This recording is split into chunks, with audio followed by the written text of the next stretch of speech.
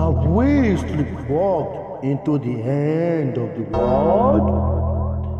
The Armageddon theory is already proving this.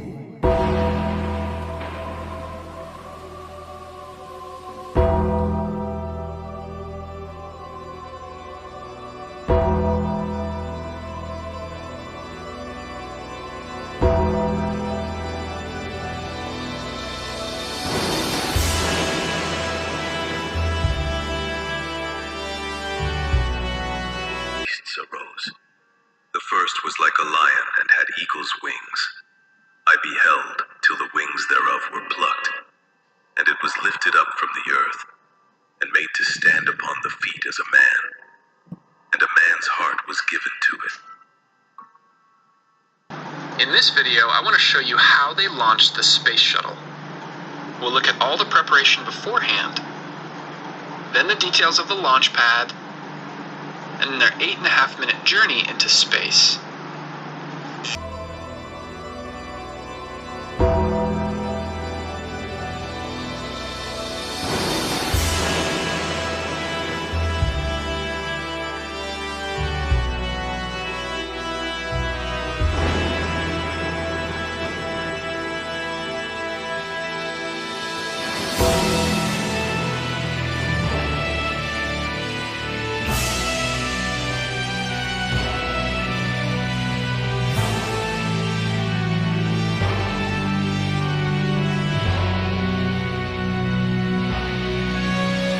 Even this isn't enough to launch us into space.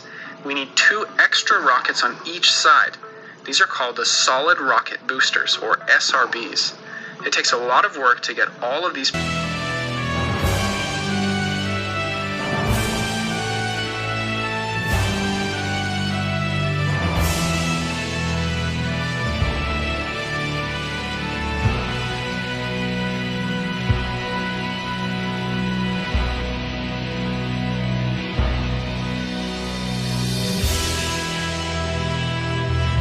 A little more than 2 minutes after liftoff, the 2 SRBs have done their job. They are detached, and then small rocket motors on the bottom and on the top fire on each booster to ensure that they are separated from the vehicle. The SRBs fall back down to the Earth, where they will parachute in for a soft landing in the ocean. They will be recovered by boat and then refurbished for a future shuttle mission. Now the 3 main engines are on their own. As we get higher, more and more fuel will be used up from the external tank. This means that the shuttle will keep getting lighter. We have to keep throttling down the engines or we'll accelerate too quickly. The maximum amount of acceleration we want the astronauts to feel is 3 Gs, or 3 times the force of gravity pushing them into their seats. At about 8 minutes and 30 seconds, we have main engine cutoff, or MECO. This must happen before the tanks run dry so that the engines aren't damaged. The 2 doors on the bottom side of the shuttle will close now that the external tank is gone. If they didn't close, we would have gaps in the heat shield at the end of a mission, which would not be so good.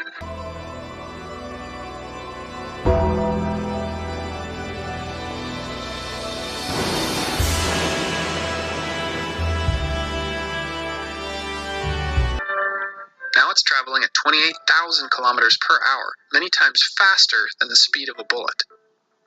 Now it's time to do some science, release a satellite,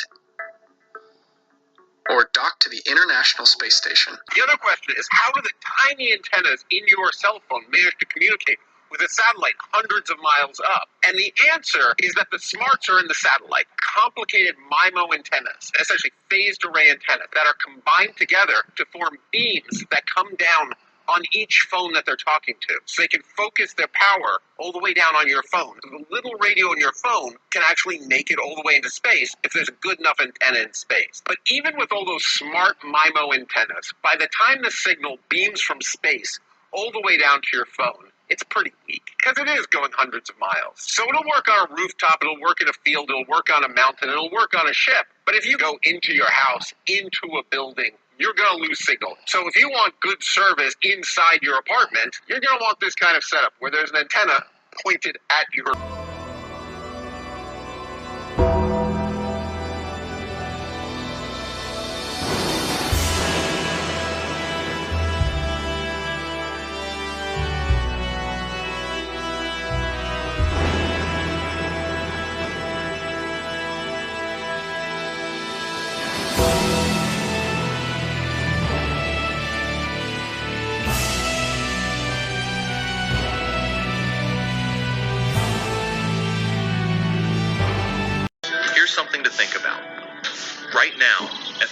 Every second, there are over 5 billion people connected to the internet. Every single one of them is sending requests, streaming videos, downloading files, sending messages.